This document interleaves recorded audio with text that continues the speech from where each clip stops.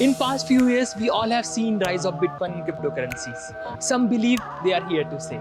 They're decentralized using blockchain technology. And some say they are just bubble. What is it, man? So what exactly is going to happen? Will it stay and replace our currencies, or will it be banned? Let's try to understand in this video.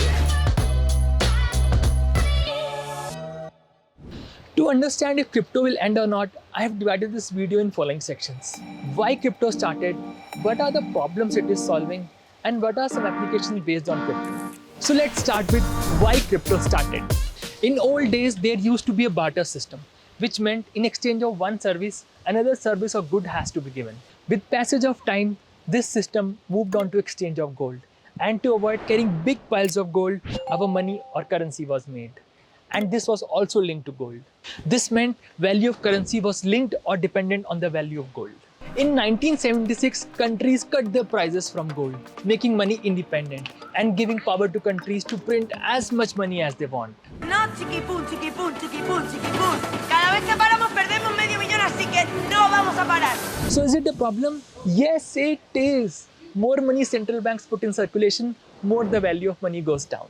And if value of currency goes low, it means you need more money to buy same exact thing, also known as inflation. And we need to trust our central banks for all this process, that they will do the right thing. Hence in 2009, Bitcoin, the first cryptocurrency came, which was seen as a solution to all these problems.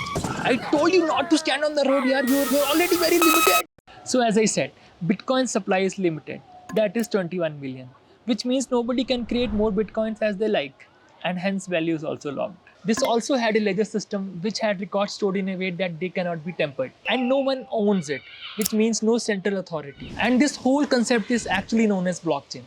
So it is limited. And in crypto, we don't need to depend on central banks. But let's see what are the other problems that crypto can solve. Can enable remote economy. Crypto transfers are fast and inexpensive. Cross-border transfer of crypto is very fast and legit, and it can also be tracked down. This can give trust to investors, companies, and people to work remotely. Imagine a company outside your border which can hire you to work remotely and can easily pay you money. Prevention of financial fraud. All of the crypto is on blockchain, which means transactions once logged cannot be changed. So this makes accounting transparent and easy to track. Nobody can come up and make false promises that he or she has resources in terms of money and ask loans from the bank against that, as authorities can easily verify the assets on blockchain against which person is asking loan. Decentralization of finance. Crypto can be an international currency which is not owned by any one country. Hence, having assets in this can help countries to back up their currencies in the digital assets, which is also internationally accepted, as it is in the case of gold. As we have reserves for gold, we can have reserves for digital assets or digital currencies. So these were some of the problems which crypto can solve. But world of crypto using blockchain is already coming up with a lot of applications which are decentralized to solve many problems. So here are some examples of applications where crypto or blockchain is finding its use. User-generated capital, an idea of decentralized social media where not only the platform but creators also gain money. Second, user-controlled identity. This is an universal login ID based on Ethereum named as Ethereum Name Service, which can replace Google, Facebook, Apple ID login.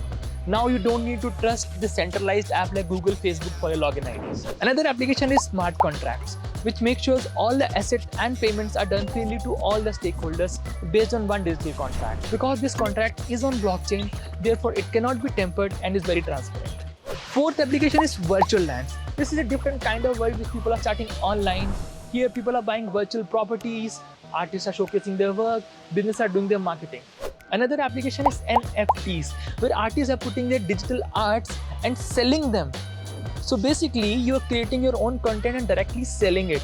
And if anybody buys it and sells it again, artist gets the royalty. There are so many applications. So to answer, will crypto end? I think no. The currency we use and cryptocurrencies might go in parallel.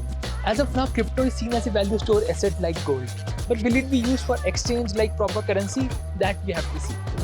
But definitely, I feel the applications which I told you about will form the future of internet. And to explain you about these applications in detail and in easy language, I am coming up with new videos on this YouTube channel.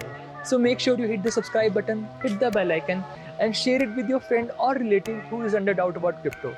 This is Sukhneet Singh signing off. See you in next video. चल मेरे crypto wallet में चल.